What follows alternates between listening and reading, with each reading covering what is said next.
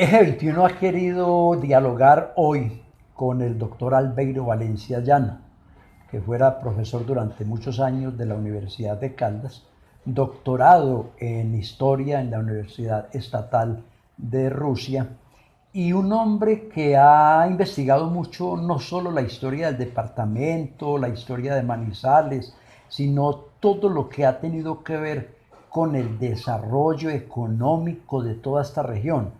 Pero además es un hombre que se ha preocupado mucho como historiador por rescatar el pensamiento y la obra de grandes valores de Caldas. Ha publicado libros como sobre el doctor Mario Calderón Rivera, un humanista, un pensador. Publicó un libro muy importante sobre Bernardo Arias Trujillo, un análisis no solo a Risaralda, su novela fundamental, sino a toda su obra literaria.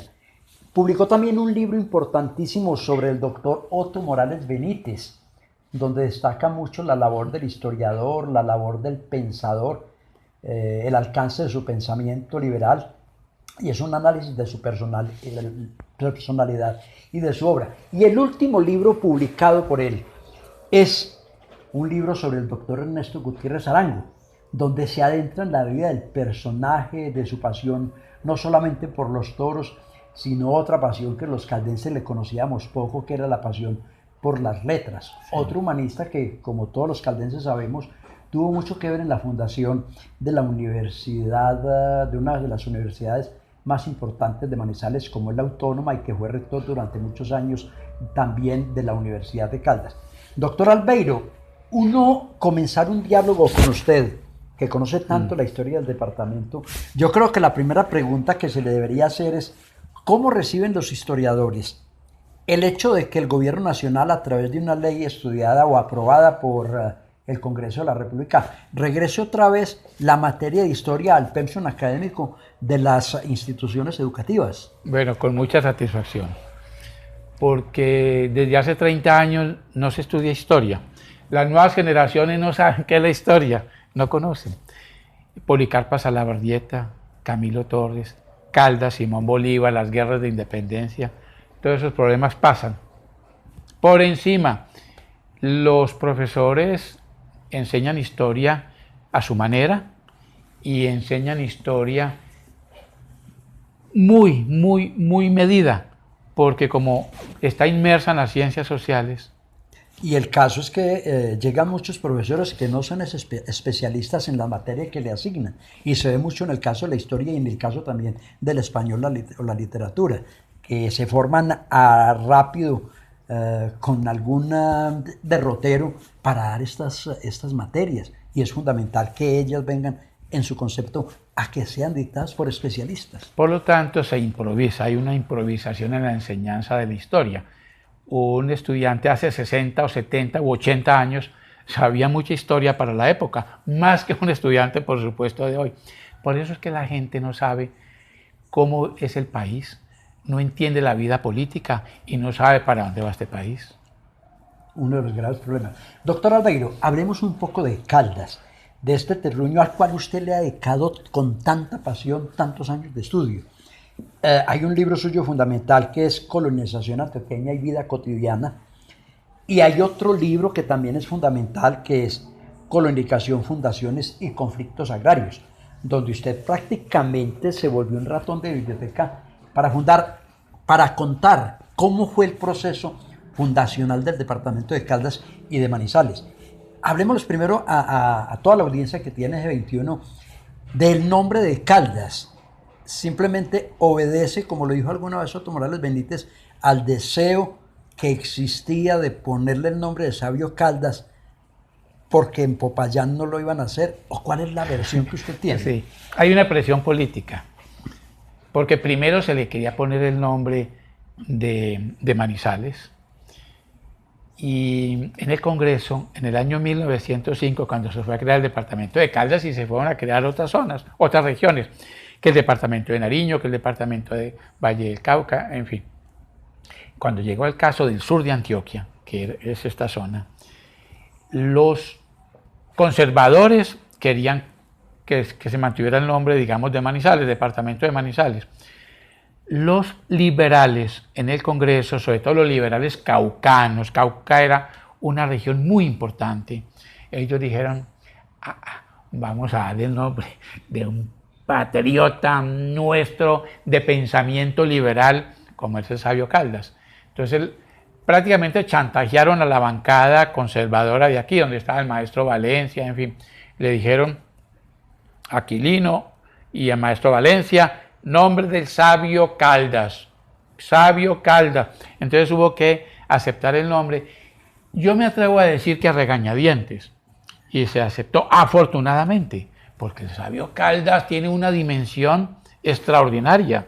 Es decir, no podíamos quedarnos solamente en la cuestión liberal, la cuestión conservadora, la cuestión ideológica, la cuestión religiosa, sino que de una se impuso el nombre de Caldas y aquí se aceptó. Ya los patricios antioqueños conservadores que vivían en Manizales aceptaron el nombre y afortunadamente quedó ese nombre del gran sabio Francisco José de Caldas. Hablemos, doctor Albeiro, un poco de la colonización antioqueña. Usted conoce mucho cómo fue ese proceso de poblamiento que se dio desde el año 1800, cuando comenzó el cantón de Marinilla, esa romería de gente a habitar estas tierras.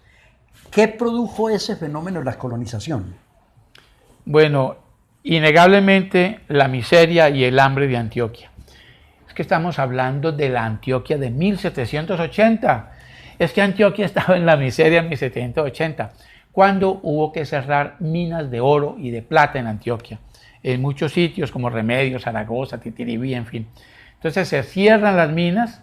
Al cerrarse las minas, mucha gente que vivía del mazamorreo del oro, uno mira el Marmato, cuando se explota una mina de oro, parte del mineral se tira al río, se tira a la quebrada, se tira al río, y hay un montón de gente que vive del mazamorreo, de meter una batea de madera o de arcilla y empezar a hacer este movimiento y sacar el orito. Cuando se cierran muchas minas en Antioquia, hay mucho desempleo, la gente dice, ¿pero de qué vivimos? Entonces les mostraron el sur de Antioquia. Este era el sur de Antioquia. Entonces se viene mucha gente a colonizar, o sea, se vienen campesinos pobres para evitar morirse de hambre en Antioquia, se van desde Arma hacia el sur, o vienen de Arma hacia el sur, así, digamos hasta Manizales. ¿A qué? Ellos miran la selva virgen, tierras del Estado. Entonces hacen un claro en el bosque, ellos se saben ubicar, ¿no? Junto a una quebrada, junto a un río o en las partes altas. En las partes altas porque no hay zancudo y no hay paludismo, fundamentalmente por eso. Y junto a un ojito de agua, junto a una quebrada. De modo que, ¿qué están buscando? Tumbar un pedazo de selva, hacer un abierto, organizar una cabaña, sembrar maíz, frijol, yuca, plátano y arracacha y hacer una parcelita, formar una finquita. Bueno, cuando uno habla de esta colonización en Caldas, tiene que encontrarse con lo que se encuentran los colonos cuando comienzan a poblar estas regiones, la propiedad de la tierra, que era entonces de la concesión Aranzazu, que luego se convirtió en González Salazar y compañía. ¿Es verdad, doctor Albeiro, que a la concesión le habían concedido nada más las tierras hasta el río Chamberí, cerca de Pácora, entre Pácora y Salamina, y que luego todas estas tierras que llevan hasta Chinchiná, ellos se apropiaron de ellas sin haberles sido entregada por la corona? Claro, es que inicialmente la tierra de don José María Aranzazu no era sino lo que corresponde hoy al actual municipio de Pácora. Esa era la concesión, no más. Cuando Juan Dios Aranzazu se dio cuenta, los colonos estaban metidos por todos lados en ese territorio del actual municipio de Pácora. Y entonces él empieza a negociar y dice, bueno, negociemos, esta tierra era mía, la concesión, y ustedes se metieron, los colonos se metieron desde el sur de Arma y fundaron una colonia llamada Arma Nuevo, que es Pácora. Entonces Juan de Dios, que fue una persona muy importante en el país, fue presidente encargado de la República, muy influyente, amigo del general Santander, dice, hagamos una cosa, yo me quedo con las tierras hacia el sur donde no hay colonos.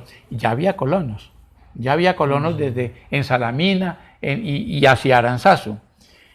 Pero entonces dice, negociemos, yo me quedo con esta tierra hacia el sur y los dejo a ustedes tranquilos allá, en Armanuevo, o sea, en Pácora, una triquiñuela.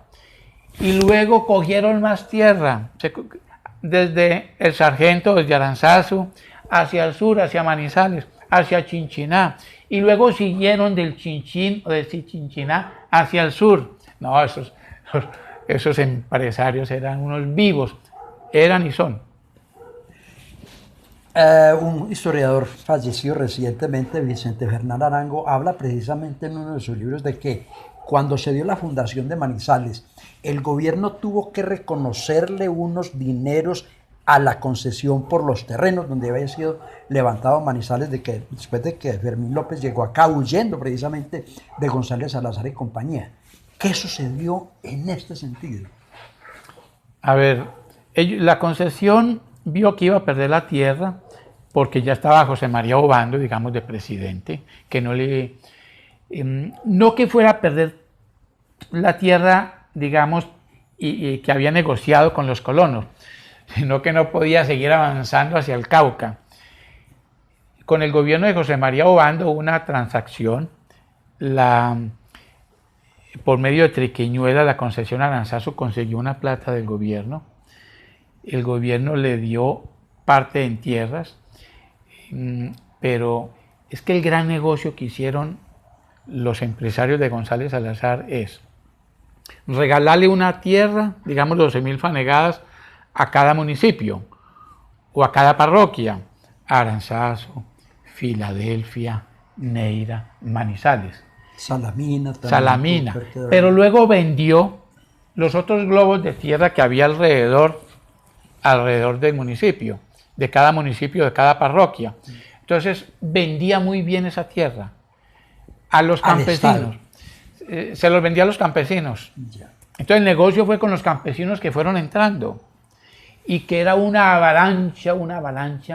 Entonces los campesinos dijeron, quitémonos este problema de encima. Por eso asesinan o matan a Elías González. Yo quería hacerle esa pregunta, la traía aquí en la mente precisamente. ¿Usted cree que la condena que le puso la justicia al tipo que mató a Elías González, de que llevaba únicamente de por vida el nombre de Matalías, era justa? Era justa, pues claro. Solamente el nombre de el remoquete de Mata Elías. Claro, fue justa porque era la ley del Huacaica. Desde allí se hablaba, aplíquele la ley del Huacaica al empresario que esté acosando a los campesinos.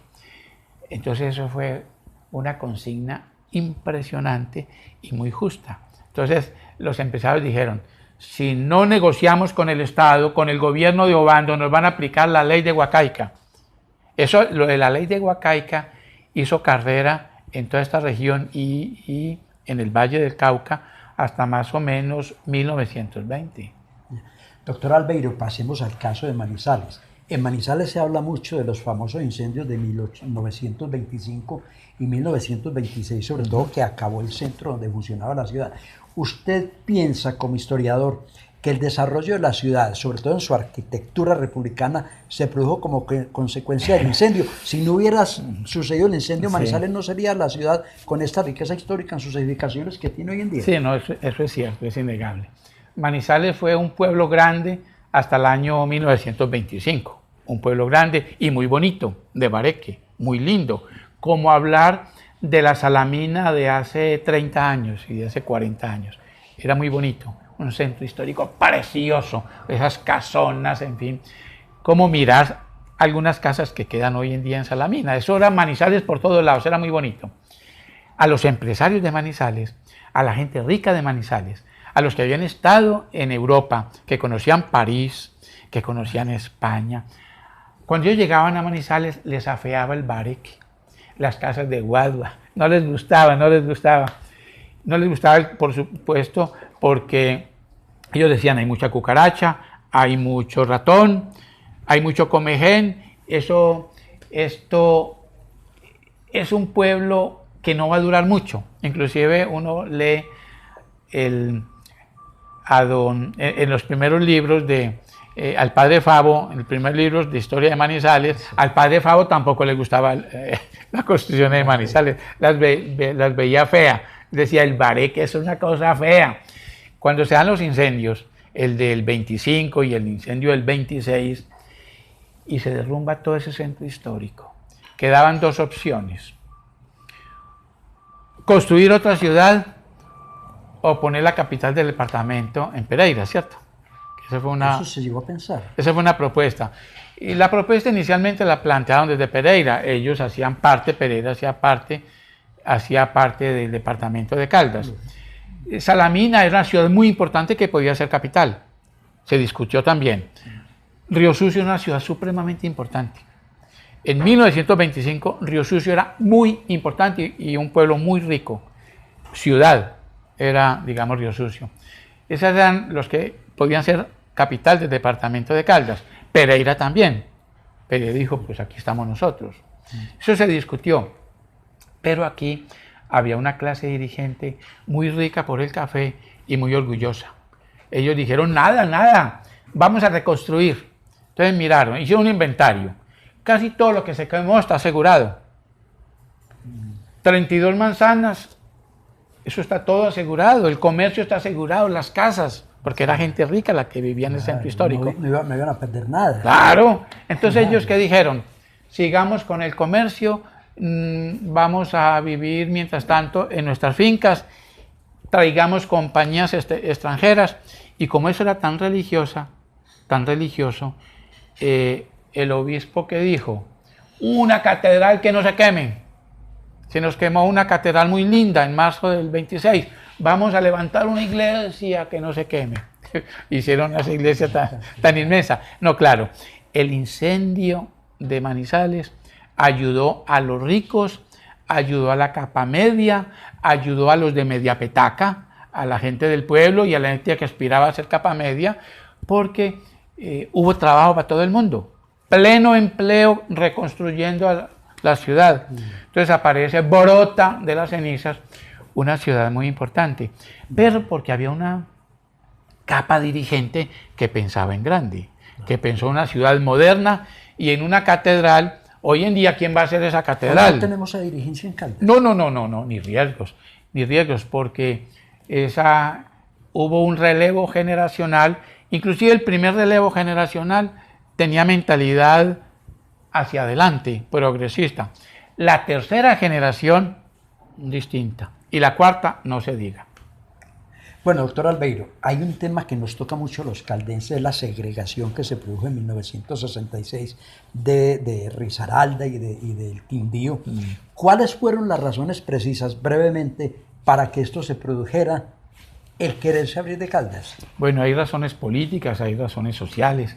Aquí había una clase dirigente conservadora, tradicional, que en mi concepto menospreciaba un poquito o mucho a los liberales de Armenia y a los liberales de Pereira. ¿Eran más liberales esas dos ciudades que Manizales? Uy, era claro. Una conservadora totalmente. Manizales mayoritariamente conservadora y tenía unas regiones que eran liberales.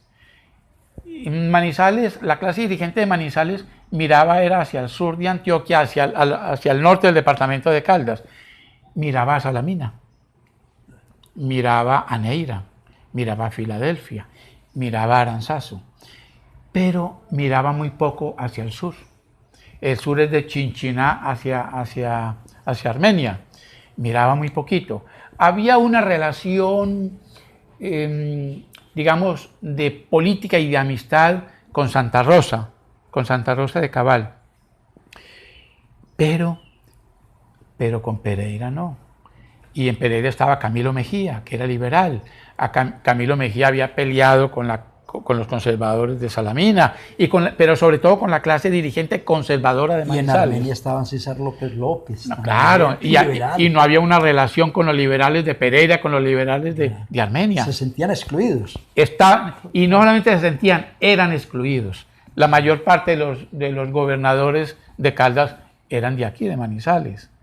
Entonces muy pocos liberales de Pereira y del Quindío o de Armenia. Por lo tanto, se venía gestando desde hacía mucho tiempo esa segregación. Aquí había un instituto que era instituto universitario, donde venía a estudiar gente de muchas partes del departamento. Digamos que de ese instituto universitario salía la clase dirigente. Allí estudió Silvio Villegas, de ahí salía la clase dirigente, la generación. Y allí estudió también Gilberto Vieira, de modo que daba para todo. Formaba liberales, formaba conservadores, formaba masones. Era bien importante el instituto universitario. Y no había sido posible que brotara otro instituto universitario como ese. En Pereira, tan importante. Claro, descuido de la clase dirigente. Claro. Porque no montaron otro instituto universitario de esa dimensión en Armenia y en Pereira. De modo que eso formaba resquemores. Eso innegablemente tenía que abrir una herida y le echaban como sal y pimienta a la herida. Que se acrecentó con el Teatro Fundadores, me parece. Innegablemente, cuando se forma semejante teatro. Ahora, aquí había otros, aquí había unas empresas grandes que las creó el café, había empresas comerciales grandes de importación y exportación. Manizales, una ciudad que no es como hoy terminal, sino que era de paso obligado porque estaba el cable aéreo, estaba el ferrocarril, aquí estaban las trilladoras. Esos fenómenos económicos producían resquemores también en el Quindío. Claro. Y luego viene el Teatro Los Fundadores. Se hace el Teatro Los Fundadores, en su momento el más importante de América Latina, como teatro. No solamente, no para cine, pues también se presentaba cine, pero para presentar obras de teatro. Y cuando empieza aquí, cuando se da aquí el teatro universitario de América Latina, el teatro universitario, cuando invitan pues a Pablo Neruda, cuando invitan a los grandes teatreros, a Miguel Ángel Asturias, Ernesto Sábato, semejantes personalidades. Eso ayudó, pues ya se había dado la división del departamento. Es cierto que la división del departamento fue en el 65 y 66. Cuando se produce todo este fenómeno, dijeron en Pereira y Armenia, ¿sí ven por qué nos separamos? Claro. ¿Sí ven por qué nos separamos? Claro, porque resulta que Caldas manejaba mucha cosa. Caldas, la dirigencia de Manizales, manejaba la flota mercante gran colombiana, el banco cafetero, los almacenes generales de depósito. Mejor dicho, la Federación Nacional, y ya que usted lo mencionó, claro, era más importante ser gerente de la Federación Nacional de Cafeteros que ser presidente de la República, porque tenía más poder económico, más poder de decisión. Y el Banco de la República también estuvo manejado por un manizaleño. Y claro, de modo que mire todas las razones que hay para la división. Si a mí me preguntan como historiador, había muchas razones de pesos para la división. Se daba por las buenas o por las malas, pero se tenía que dar esa división. Bueno, uno hablar con el doctor Albeiro Valencia Llanos sería para hacer un programa muy amplio. Desafortunadamente lo periodístico debe ser breve, pero yo creo que quedan en remojo una serie de preguntas para formularle en otra charla de este mismo calibre más o menos al doctor Albeiro Valencia Llanos. Para Eje 21, pues es un honor que el doctor Albeiro Valencia, tan reconocido nacionalmente, nos haya recibido en su casa para esta charla que trata de mostrarle a los manizaleños y a los caldenses quiénes somos, por qué estamos aquí y por qué Caldas tuvo tanta influencia a nivel nacional.